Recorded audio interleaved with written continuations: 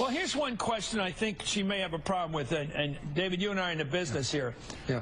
Putting down the idea that there's a problem with her not going on this Sunday on Meet the Press and the other Sunday programs, which are the big programs of record on the weekends, and saying, no, well, that's just Washington Beltway talk. I don't think that's going to sell, especially with the press, because the press still, although the cable, of course, has built a much more bigger role than it ever had before because it exists now. Yeah. The Sunday shows are still the place you go on and make your big defense.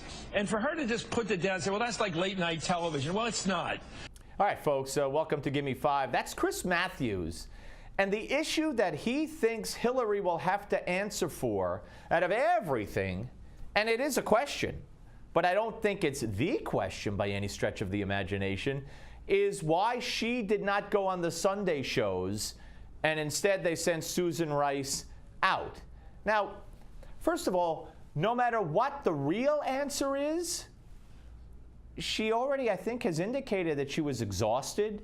She could blame it on her fall. She could blame it on whatever. I mean, she could say anything, and that'll be the answer.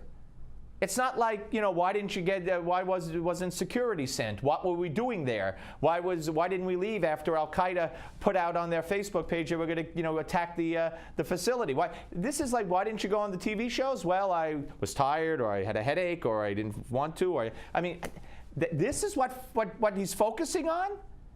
I'm surprised he's focusing on anything, to be quite frank. Now he brings David Corn into this. I think that's going to be a harder argument for them to make. That they sent Susan Rice out there. I mean, why didn't she go out there? She was on duty. It was her responsibility. She's confronting it now very effectively, it looks like, in the book especially. Why didn't she confront it right when it happened? That's a legitimate question, I think. Yeah, I believe it is a legitimate question. I would have liked to have her on TV. All right. He wanted her on TV. He wanted her on TV. So did I. But it didn't happen. And again, this is the easy question for her to answer. She could say anything. And if you dare question a woman, you're attacking a woman, you know? Now David Corn and former Governor Jennifer Granholm get involved. But at this stage of the game on Benghazi, Chris, that is relatively a small question compared to everything else that's been thrown. She addressed it in the book, though. It's not so small not to be addressed. No, it is addressed in the book, but it's, you know, it's a process question. I think most voters who care about their paycheck won't care that much about that. Some people in the Washington media may get their, you know, collars ruffled a little bit, their feathers ruffled a little bit. Are you taking sides here, David? Are you arguing? Are you flacking for her now? Flacking for her. All right, now here's former Governor Granholm. And what she says in the book, is that appearing on a Sunday show is not like jury duty. It is not required. Okay. This is a really, and with all due respect, Chris, this is a very Beltway trick. Governor, you and I have never gone to war. Now we go to war. Let me tell you, I watched Susan Rice that morning with David Gregory. I watched every word she spoke. And afterwards, I cheered for her. Not because she did everything as a public servant. I thought she was a damn good politician that day. She got the facts out there the way they wanted it done. She did a great job. I thought she earned the job that day of Secretary of State and had just beaten out John Kerry. That's the way I watched it. So there is a politics to this, and there is a perception issue. When you're in trouble, come out and meet the press. Don't hide.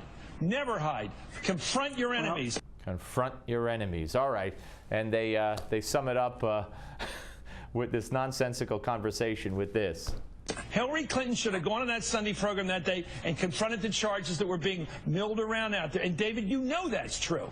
You know that's the smarter, stronger move, don't you? I think they should have put someone on the Sunday shows who knew something about what had happened, rather than Susan Rice, who had to be briefed on what to say. And whether it was, you know, Dennis McDonough or Hillary Clinton or anybody else, I think that would have been the smarter move. You know why Susan did it? She was working for the team that day. Such a non-important point, given the whole spate of things. This Sunday show issue, you think that's going to be the big scandal? It's just a non-issue. Governor, as effective you are, even when you use hand gestures, you're wrong. Okay, and you know what? I agree with her. I agree with her. Yeah, it is an issue, and it is disturbing that she chickened out and threw the responsibility onto Susan Rice because she didn't want to take the heat and face the questions.